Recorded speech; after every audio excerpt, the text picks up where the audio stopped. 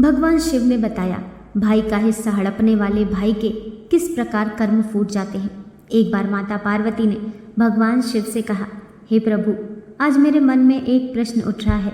यदि आप मेरे प्रश्न के उत्तर देकर आप मुझे संतुष्ट करेंगे तो मेरे मन को बहुत शांति मिलेगी। तब भगवान शिव कहते हैं, हे देवी, आखिर तुम्हारे मन में कौन सा प्रश्न है। फिर माता पार्वती कहती हैं, हे प्रभु, भाई का हिस्सा हड़पने वाले भाई के किस प्रकार कर्म फूट जाते हैं, जिससे भाई भाइयों के अंदर बैर हो जाता है और भाई भाई का दुश्मन बन जाता है। तब भगवान शिव कहते हैं, हे पार्वती, ये तुम्हारा प्रश्न बहुत ही ज़्यादा महत्वपूर्ण है। जो भी व्यक्ति इस प्रश्न के उत्तर समझकर इस पर्याप्त ज्ञान को अपने जीवन में उतार लेता है, उसे जीवन में सुख की प्राप्ति होती है। फिर भगवान शिव कहते हैं, हे देवी पार्वती, अब मैं तुम्हें तुम्हारे इस प्रश्न के उत्तर एक छोटी सी कथा के माध्यम से बताने वाला हूँ। इस कथा के माध्यम से तुम अपने इस प्रश्न के उत्तर को ठीक तरह से समझ पाओगी।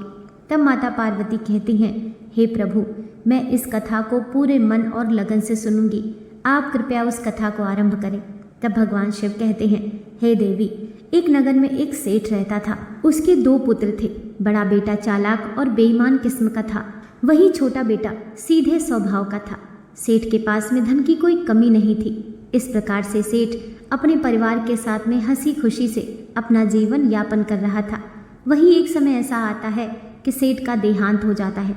फिर सेठ की मृत्यु हो जाने के बाद में सेठ के बड़े बेटे ने मन में विचार किया कि अब पिताजी दुनिया में नहीं रहे, दोनों भाइयों के बीच में संपत्ति का बंटवारा हो जाना चाहिए।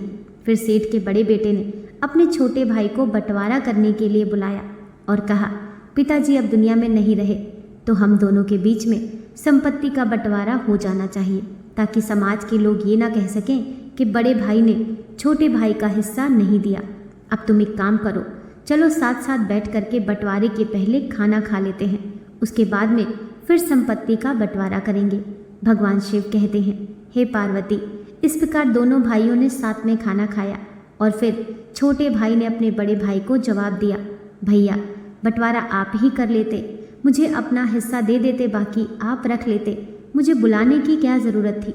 फिर सेठ का बड़ा लड़का कहने लगा, नहीं भाई, मैं ये सुनना बर्दाश्त नहीं कर सकता हूँ कि बड़े भाई ने छोटे भाई का हिस्सा मार लिया। फिर भगवान शिव कहते हैं, हे पार्वती, इस प्रकार सेठ का बड़ा लड़का बंटवारा शुरू करता है और खाने पीने की चीज़ों से 2 थालियों को सजाता है। एक थाली में ज़्यादा मिठाई थी, इस वजह से वह थाली खाली खाली नजर आ रही थी। वहीं दूसरी थाली में पापड़, चावल, भुजिया आदि थे, इसीलिए वह ज़्यादा भरी हुई नजर आ रही थी। जो थाली खाली दिखाई पड़ रही थी उसमें कीमती मिठाइयाँ, दूध पाक, मलाई, बर्फी आदि रखी हुई थी। और फिर थालियों को सजाने के बाद में सेठ का बड़ा लड़का अपने छोटे भाई से कहने लगा, जैसा भी खाना चाहो वैसी थाली उठा लो, क्योंकि सेठ का बड़ा लड़का ये जानना चाहता था कि बंटवारे के समय उसका छोटा भाई किस बात को तवज्जो देता है, ज़्यादा माल लेना पसंद करता है या कम माल लेना पसंद करता है। क्योंकि सेठ के छोटे लड़के को मीठा खाना कम पसंद था, इसीलिए उसने पापड़ भुजिया वाली थाली उठा ली और कहा, भैया, मुझे ये खाना पसंद है। और ऐसा कहते हुए छोटा भाई खाना खाने लगा। इस प्रकार सेठ का बड़ा लड़का समझ गया कि मेरे छोटे भाई को ज़्यादा माल चाहिए, वह लालची है, इस कारण उसने ज़्यादा खाना भरी हुई थाली ली है, अब बंटवारे में मज़ा आएगा। और फिर ऐसा सोचते हुए सेठ के बड़े लड़के ने बंटवारे के लिए नई तरकीब सोच ली। और फिर खाना खा कर के दोनों भाई कमरे में पहुँचे और फिर बड़े भाई ने घर के सामान के 2 हिस्से किए और फिर अपने छोटे भाई से कहा, इस सामान में से कौन सा सामान चाहिए। वहीं अपने बड़े भाई की बात को सुन करके छोटे भाई ने सामने रखे हुए सामान की ओर इशारा किया। एक तरफ घरेलू उपयोग की कीमती चीज़ें रखी थीं और दूसरी तरफ सामान दिखने में ज़्यादा लग रहा था मगर साधारण वस्तुएं थीं। इस प्रकार सामान का बंटवारा देख करके सेठ के छोटे बेटे ने सोचा कि बड़े भाई के पास में ये सारी कीमती चीज़ नहीं है, मेरे पास तो पहले से ही है, मैं इनका क्या करूँगा।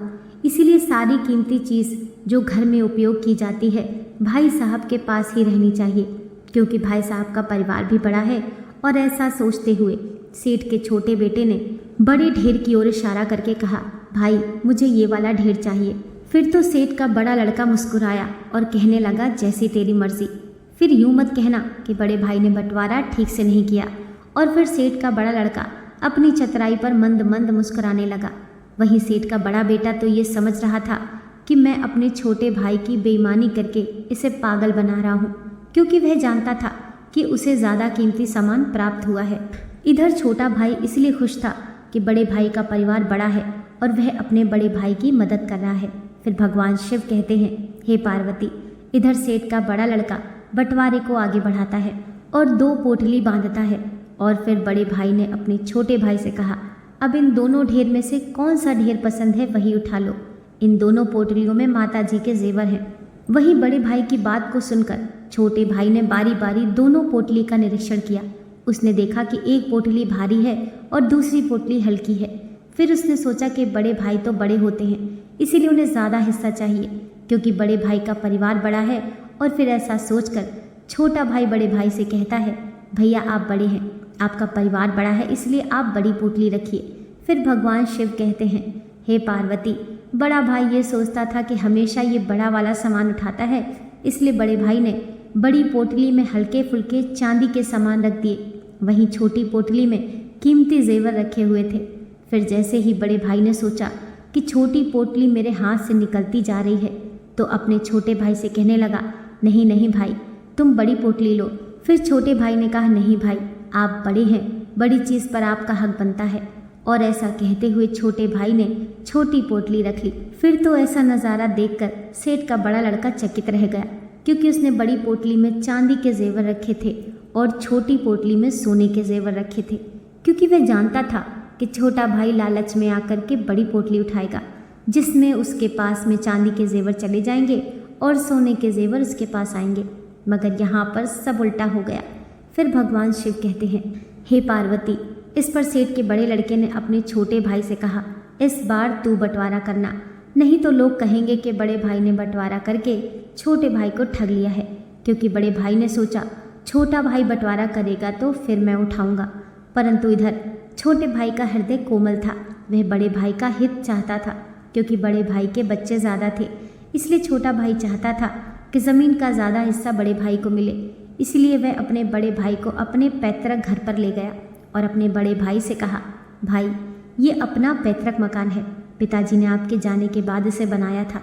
फिर तो सेठ के बड़े लड़के ने देखा कि 1 और 2 मकान और 3 मंजिल भवन खड़ा है।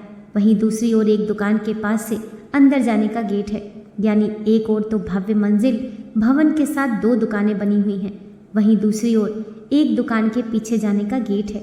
फिर भगवान शिव कहते हैं, हे पार्वती, बड़ा भाई नहीं चाहता था कि जेवरात की तरह वह ठगा जाए, इसलिए उसने छोटे भाई से कहा, तुम ही बताओ मुझे कौन सा हिस्सा लेना चाहिए। फिर तो छोटा भाई कहने लगा, भाई मेरी राय में आप दूसरा हिस्सा ले लीजिए। वही छोटे भाई की बात को सुनकर बड़ा भाई सोचने लगता है, ये तो छोटा भाई होकर भी बड़े भाई को ठगना चाहता है, स्वयं तो बहुमंजिल मकान और 2 दुकान हड़पना चाहता है।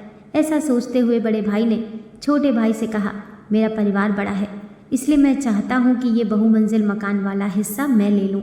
इस प्रकार बड़े भाई की बात को सुनकर छोटे भाई ने कहा, भैया आप हिस्सा लेने से पहले एक बार दूसरा हिस्सा देख लें। क्योंकि छोटा भाई मन में सोच रहा था कि बड़े भाई को ज़्यादा हिस्सा मिले, क्योंकि दूसरे हिस्से के अंदर 8 मकान और लंबा चौड़ा खेत था, साथ ही बहुत सारे मवेशी भी थे।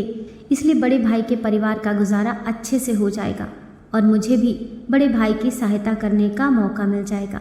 बस यही सोचकर छोटा भाई अपने बड़े भाई से कहता है कि भाई एक बार चलकर दूसरा हिस्सा देख लो, फिर निर्णय लेना तुम्हें कौन सा हिस्सा लेना है। फिर भगवान शिव कहते हैं, हे पार्वती, जो भाई बेईमान होता है और भाई के प्रति नियत साफ नहीं रखता है, ईश्वर उसकी बुद्धि का हरण कर लेते हैं।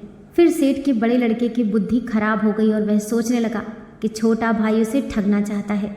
इसलिए बड़े भाई ने कहा, मुझे कुछ नहीं देखना, ये दूसरा हिस्सा तेरा रहा और पहला हिस्सा मेरे पास रहेगा। वहीं छोटे भाई ने कहा, भैया एक बार सोच लो और देख लो, फिर मत कहना ये क्या हुआ, आपको ज़्यादा हिस्सा चाहिए इसलिए आप ये दूसरा हिस्सा ले लें। वहीं बड़े भाई की बुद्धि काम नहीं कर रही थी। वह जानता था कि खाली ज़मीन के ज़्यादा हिस्से से उसका ये बहुमंजिला मकान अच्छा है, इसलिए उसने छोटे भाई की बात नहीं मानी और सभी पंचों के सामने अपने अपने हिस्से का बंटवारा लिख लिया। फिर बंटवारा हो जाने के बाद में छोटे भाई ने बड़े भाई से कहा, आपको तो 2 मंजिल मकान मिल गया, अब एक बार मेरा भी मकान वाला हिस्सा देख लो। और फिर ऐसा कह के छोटा भाई बड़े भाई को अपना हिस्सा दिखाने के लिए दुकान के पास वाले गेट से अंदर गया। आगे छोटा भाई था, पीछे पीछे बड़ा भाई चल रहा था। और फिर जैसे ही बड़ा भाई गेट के अंदर गया, उस गेट के पीछे लंबा चौड़ा खेत नजर आया। सामने की तरफ 8 भवन बने हुए थे, कई मवेशी भी चल रहे थे। फिर तो ऐसा नज़ारा देखकर बड़ा भाई दंग रह गया और अपने छोटे भाई से कहने लगा, ये हिस्सा पिताजी ने कब खरीदा था? तब छोटा भाई कहने लगा, भैया आपके जाने के बाद में पिताजी ने इसे खरीदा था, इसीलिए तो मैं आपसे बार बार कह रहा था कि आप बड़े हैं, आपको बड़ा हिस्सा चाहिए, मगर आप नहीं माने। फिर भगवान शिव कहते हैं, हे पार्वती, आखिरकार बड़ा भाई क्या कर सकता था, क्योंकि बंटवारा हो चुका था। और फिर छोटे भाई के महल को देखकर बड़े भाई को एकदम से दिल का दौरा पड़ता है और उसकी मृत्यु हो जाती है।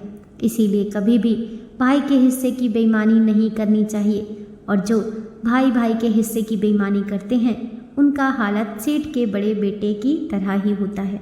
दोस्तों, आशा करती हूँ आज की कथा आपको ज़रूर पसंद आई होगी। वीडियो पसंद आई हो तो लाइक कीजिए, चैनल को सब्सक्राइब कीजिए। मिलते हैं नेक्स्ट वीडियो के साथ।